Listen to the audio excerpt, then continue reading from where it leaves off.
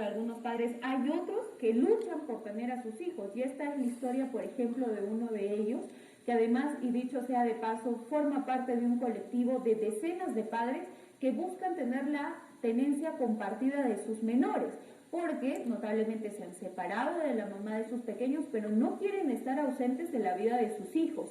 Y esta es la historia de uno de estos papás que ha tenido una lucha judicial larga con la mamá de su menor y que a pesar de ello todavía no puede tener el contacto de calidad que debería tener con su menor hija de solo 4 años, que dicho sea de paso, extraña a su papá porque existen audios que validan esta afirmación de la menor y es más, también estudios psicológicos, pero los resultados han sido totalmente contrarios. Vamos a conocer los detalles de esta información contados desde la posición del propio papá, que espera poder estar junto a su hija en el menor tiempo posible. Rigoberto Zúñiga es el padre de una niña de solo 4 años que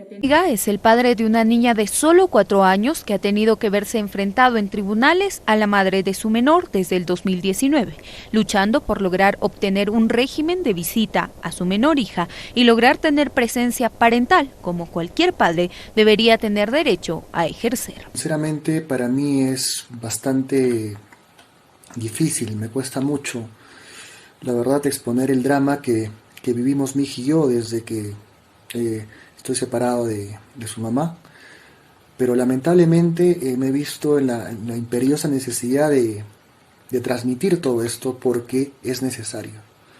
Es necesario porque no se puede pasar por alto que mi niña y yo hemos sido víctimas de la jueza Graciela Morales Montes, del Sexto Juzgado de Familia de Huancayo, subespecializado en violencia familiar, que se ha comportado realmente con una crueldad y una inhumanidad inimaginables. Toda vez que arbitrariamente no ha respetado dicha jueza el derecho fundamental que tiene mi hija y que tienen todos los hijos. Tras un proceso judicial de más de 10 meses, este padre obtuvo, a pesar de una serie de parcialidades en el proceso, contacto limitado con su menor, a pesar de que los informes psicológicos y de la asistenta social asignada al caso sostienen la necesidad del contacto y presencia en la vida del menor con el padre por salud mental.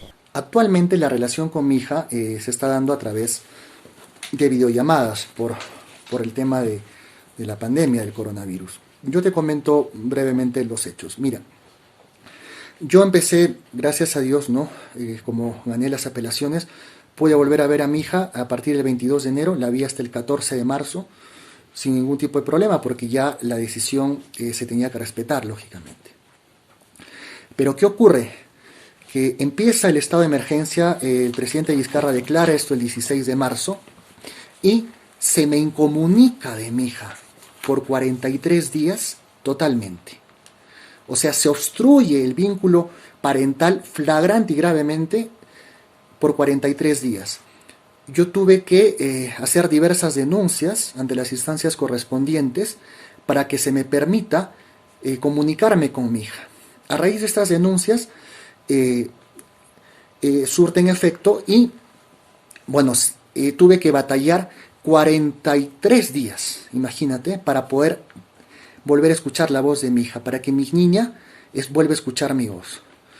Después de esto, se emite el quinto juzgado de familia, que estaba de turno, emite una orden diciendo, como han incomunicado a la niña del padre, yo ordeno, dice el juez, que se establezca una comunicación por videollamadas mientras dura el estado de emergencia.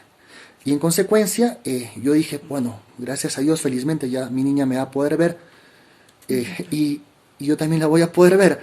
Pero lo increíble de esto es que se incumplió esa orden.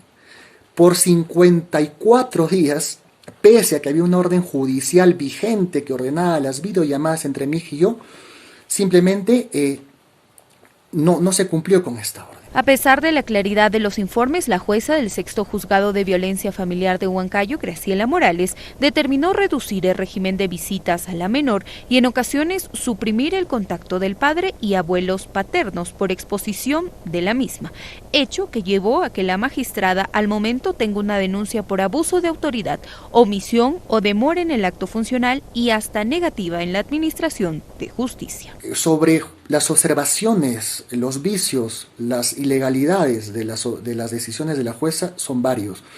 Yo quiero empezar esto señalando que a la jueza se le acaba de denunciar por varios delitos graves que ha cometido en su función de administrar justicia.